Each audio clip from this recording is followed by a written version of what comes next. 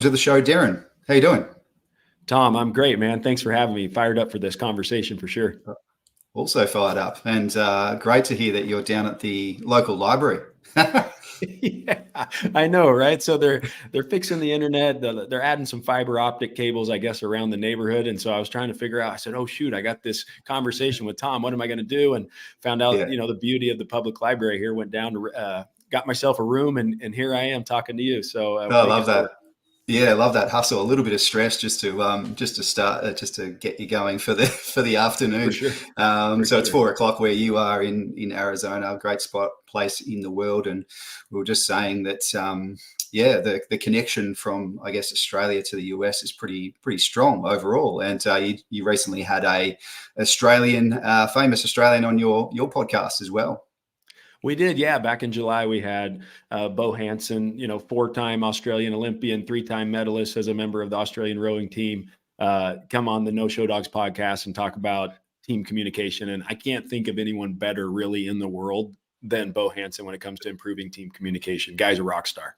Yeah, love it. Yeah, I'm gonna have to listen to that one after this chat. But yeah, great to have you on the show because I was saying just before the show that I talk a lot about sports analogies, and it's great to actually finally chat with someone who has played professional sport, not just a has been like myself talking about my glory days as a real amateur in the sports that I like. So yeah, tell us about your baseball career. I know Sure. you've done a lot in baseball from playing through to managing. Yeah, tell us a little bit about your experience and your background there. Sure. Yeah. Well, I can tell you, first of all, when it comes to has-beens in sport, we're all has-beens at one point, right? We can't play forever. So I definitely feel you there. So no, I played professional baseball for 7 years in the San Francisco Giants organization in their minor leagues, worked my way up, trying to make it to the major leagues. Went to major league camp a couple times. Unfortunately, fell a little short there making the team. Had 5 season-ending injuries in 7 years. So Cool. that doesn't make it advantageous, we'll call it, to make the major league club. We always say you can't make the club in the tub, and I'm living proof of that. So Yeah.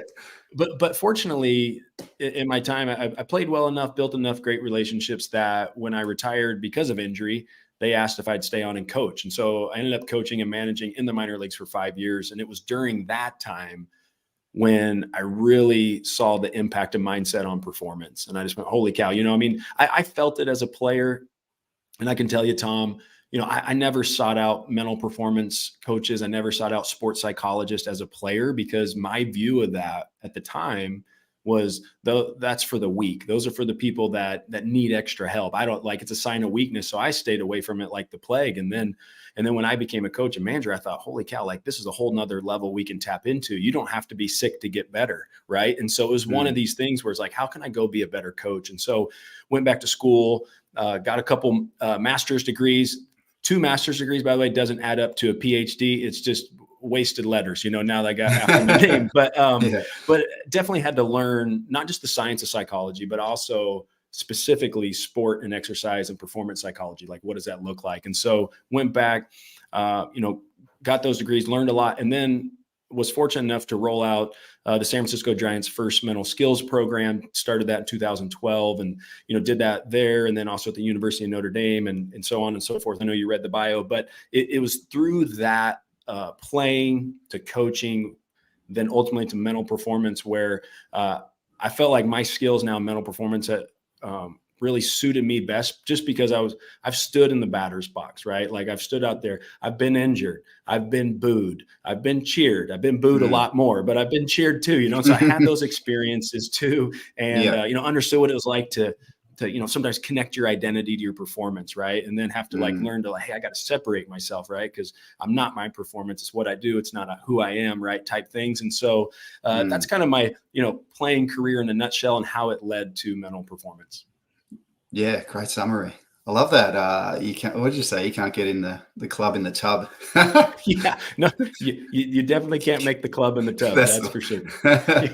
I love that. Yeah, all those injuries, and that would have been just tough to deal with mentally. Did you find through that experience that you were able to pull a lot of lessons and learnings to then apply into your programs that you deliver to clubs? Yeah, definitely. And it's Mm, definitely one of those things that I think most of us have these experiences in life, right? The things that show up that are unexpected that we mm, definitely don't want. Um, but it's up to us, right, to make the best of it. Like one thing we talk about at ReliaQuest all the time, which is the cybersecurity company I'm at, and we talk about this equation E plus R equals O, which stands for event plus response equals outcome, right? Like we can't control the events in our life, but we are mm, in complete control of the responses to those events. And so if we want good outcomes, then we need to have better responses, right? And so we talk about this all the time. And so that was one thing I learned, right? Because I couldn't control the injuries. Now, obviously, going back, I was an overworker, mm, recovering perfectionist, so it's like I wasn't going to let anybody outwork me. And so that was my downfall, especially after trying to come back from previous injuries. And, but learn from that, right? Where it's like, hey, you got to listen to your body sometimes, And so those were all lessons learned along the way. But I think the biggest one was like, hey, you can't control what happens to you, but you are in complete control of what you do going forward, And that's one of the biggest lessons that I share. And it doesn't mm. matter if you're in, business,